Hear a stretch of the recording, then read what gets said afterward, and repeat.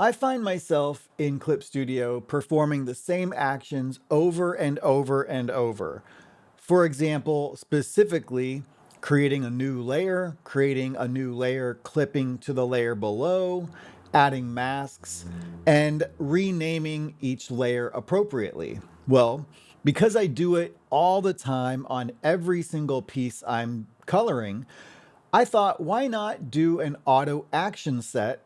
And I have every single step, every layer that I use on a regular basis with one click of a button. And I'm going to show you how that's set up and how I use it in this video. I'm using a page from Joe Madureira's Ultimates 3. Still, in my opinion, one of the best colored comic books ever.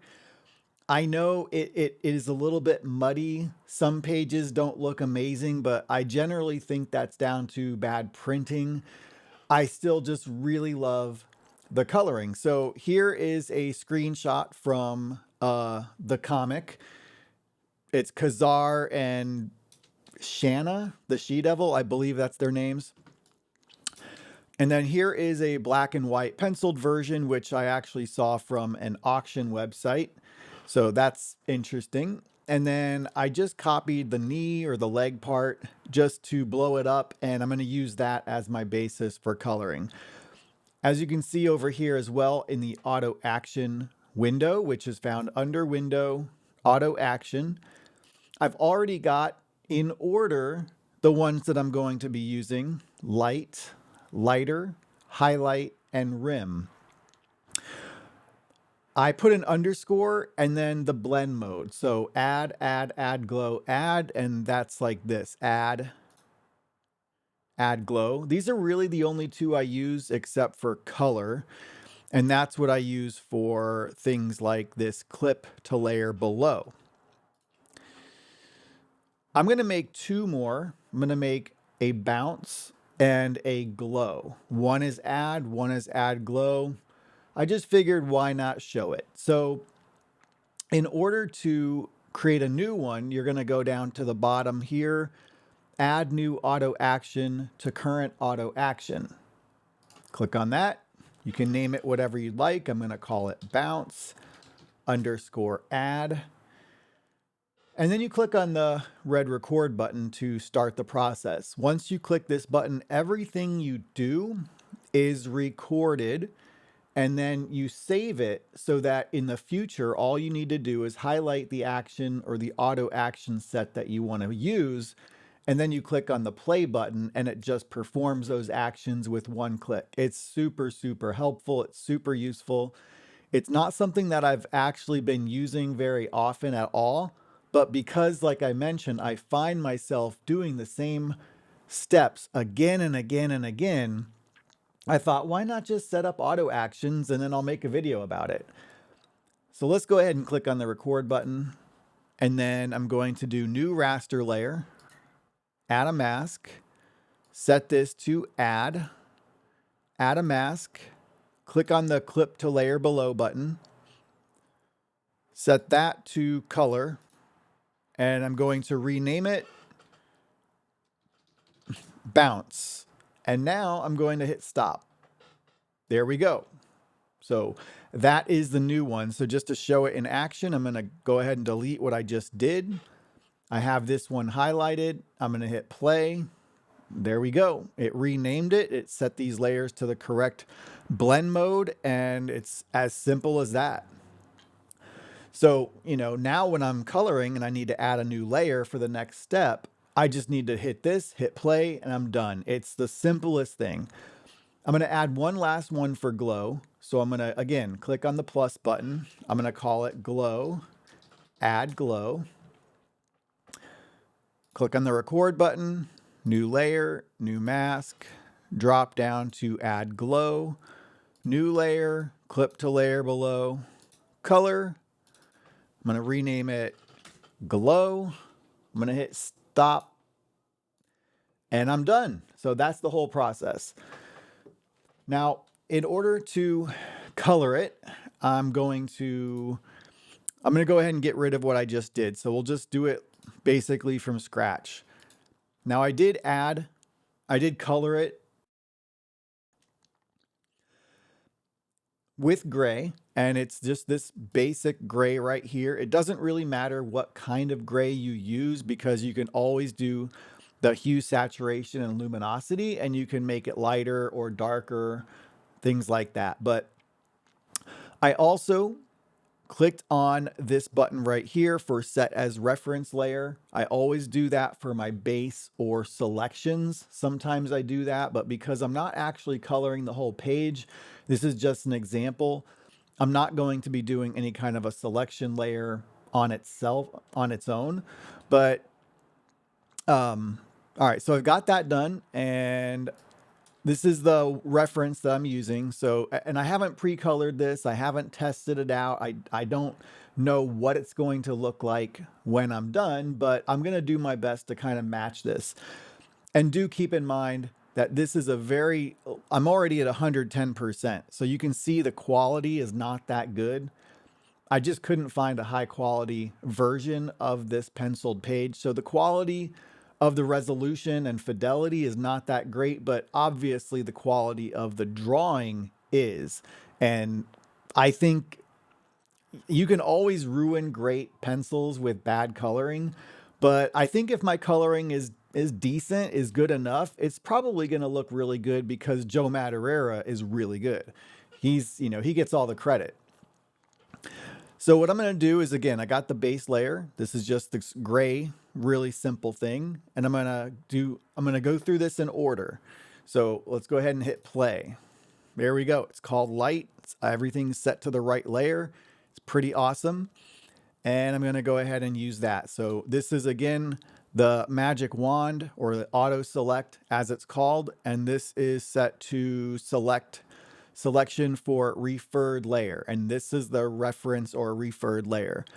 All right. So to try to kind of match this sort of style, you can see it's not really an airbrushy style. It's more of a, I don't even know how to call it, maybe like a charcoaly, messy style. I'm going to use for that a brush with thick paint and round mixing brush. You can see the settings right here. You can take a screenshot, or maybe I'll put them in the description. I'm not exactly sure. This is just what I'm using. I don't remember if this is default or not, to be honest, but this is what I'm using. I'm going to keep the same gray. I find that to work really well, at least for me. And I'm going to go ahead and start. So one thing that you notice, though, is they do this kind of rim, and this is green because the background is green. But don't ask me how they choose the colors because it's not always that straightforward and obvious. But right to the inside of this, you can see that it's dark. So when I'm coloring this light area, I'm going to be conscious to keep the outside part dark so that I can have this kind of contrast between the light, the dark, and then the rim. So I'm going to try to keep that in mind. And I can always either erase it or erase it on the mask. There's a couple of different options. But we're going to go ahead and, I say we, but I, obviously. All right, so we got that. And I'm not, again, the quality is not the greatest of the quality of the scan or the photo. And I'm not coloring the whole page, so I probably would take more time if this were a poster, for example, which I am going to try to get back into making posters. And unfortunately, I think I've mentioned before that my Etsy page was banned before I could even launch it. Just some kind of weird debacle there. So I don't have Etsy as an option, but I do have my own printer. I want to really make some use out of it, or get some use out of it. And I like making posters, or at least I like the idea of it. And I've made a couple in the past. I'll just sell them on eBay, basically. All right, so that's going to be good for that. So now I need to make sure I'm on this, because whatever I do next is going to be on top of this. And if I do it between these two layers, it'll cause a problem because this is clipped to the layer below. And if I add things in between here, it's no longer going to be clipped to the light layer, if that makes sense. So while I didn't need to touch this layer today, right now, I'm going to go ahead and select it so that everything else goes on top of that. Also, make sure you deselect what you're working on, because otherwise it'll create a mask filled with black in the selection area. And then that, of course, because it's black, it's kind of like it prevents you from being able to work on that area. So just do that. Keep that in mind.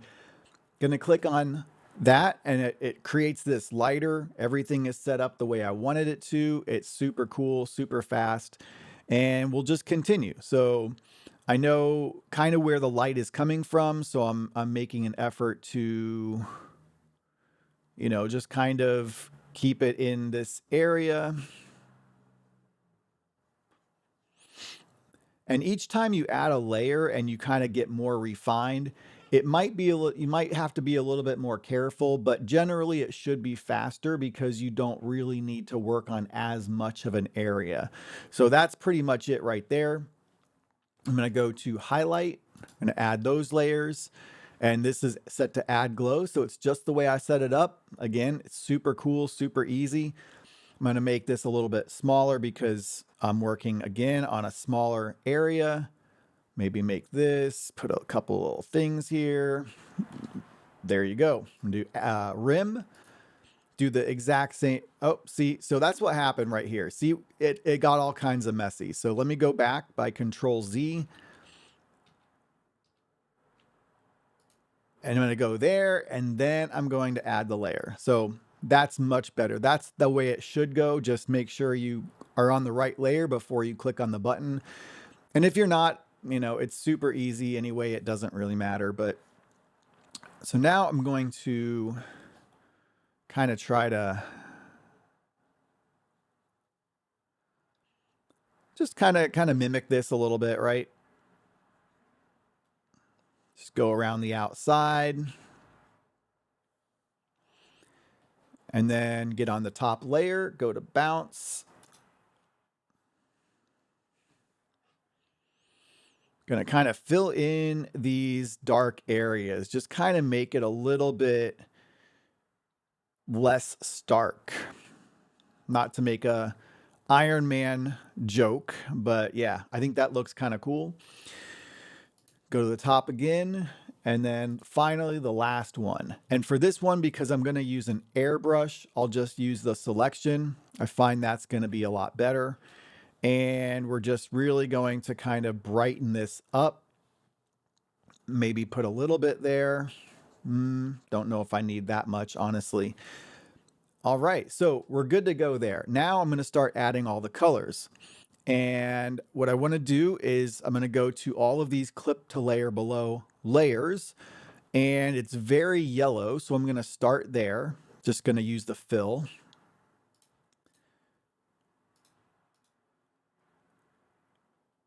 This is the rim. So the rim is going to be more of like an aqua.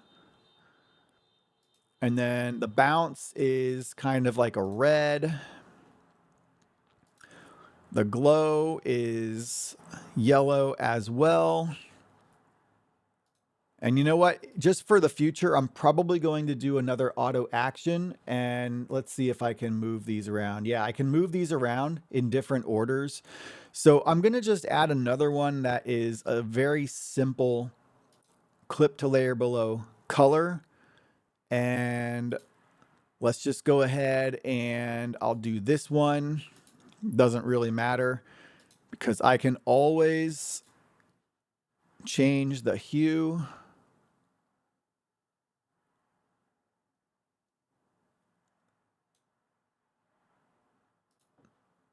And I can always knock this back to kind of what I want.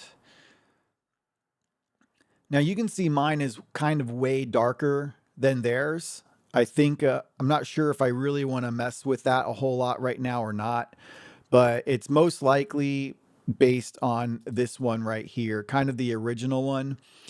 And because I have all these swatch colors and I'm primarily just using gray for a lot of it, I know exactly which gray I was using. and I can see it kind of a lot more clearly now. So, just kind of make it a little bit lighter. And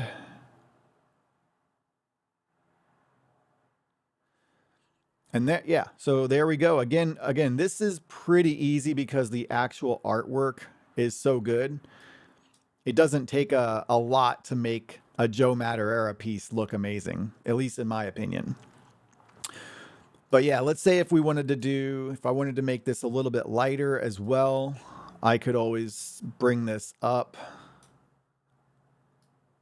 I don't think saturation would do anything because it's gray, but let's just go ahead and do that. But, I'm going to leave it kind of there for now. You can always tweak it a little bit, but for, more or less, this is pretty much the way I would go about doing it in this style. And it's so much easier and faster because I'm using all of these auto actions. So I hope that was helpful. I hope it was cool to see this. And if you're using Clip Studio, set these up if you color or want to color in any kind of way similar to what you saw me do. And there's, of course, actions you can set up in Photoshop and probably any other art program. They probably all have something very similar. You might have to look up the instructions, but I almost guarantee you, from what I remember, this is like exactly the same step as Photoshop. You hit the record, you do all of your actions, you hit stop, and you just save it as like a macro. So that's going to be it, guys. If you like what you saw, please like the video, leave a comment. I'll be happy to respond to any questions or comments, and I appreciate them anyway. And then, of course, subscribe if you want to continue seeing my artwork and any tips or tricks that I may share with you. So have a good day. I appreciate it. Bye-bye.